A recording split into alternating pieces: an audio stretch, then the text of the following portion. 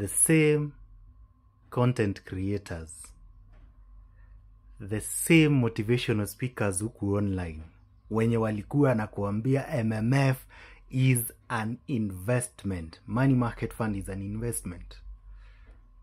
2 years ago, 1 year ago, are the same people right now wanakuambia that MMF is not an investment. Some of them niko hadi na videos za venye nilikuwa nimesave wakisema how we should invest in MMF, it's an investment, sijui how you can make sijui 1 million in 20 years, in 30 years. Guy, my friend, hakuna mtu ana make legit good money anaweza kuambia venye anaitengeneza. Unasikia?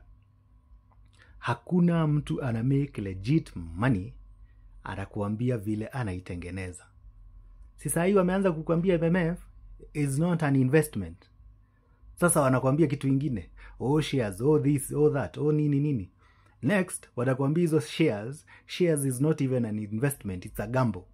My friend, if you want to invest, do some thorough research. Wacha kufuata upepo. Sasa, no one is making legit money atakuambia venye anaitengeneza. And if they tell you how they are making that money, you are the source of that money. You are the catch. No one. And I remember there is this boss I used to work with. Alikuwa ananiambia, Wilfred, hii dunia there is nothing for free. There's always a catch. And if there is no catch, you are the catch. Sasa, there is always something hidden. There is always a catch. And if there is nothing, you are the catch.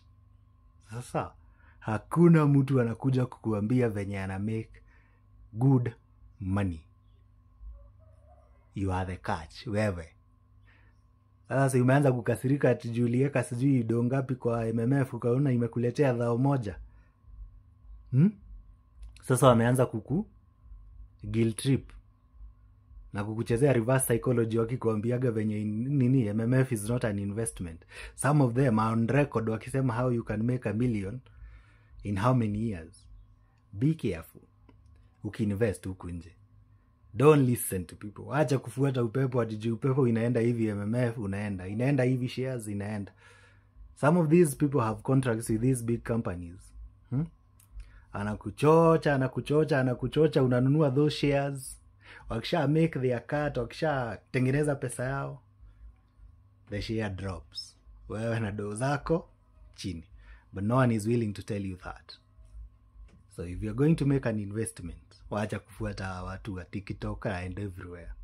Go do your research. Na kwenye wote wanakuelekezea, huko kwenye wote wanakuelekezea. Kama wanakuonyesha uende hivi, hebu enda hivi. They know the power of scarcity. Wanajua the lesser they are somewhere, ndio wata make good legit money. Wanajua mkikuwa wengi, hiyo pesa haitakuwa. So no one is going to tell you how they make legit money. But mpendi ukweli. Mtaanza matusi hapa. Sawa, pesa ni yako.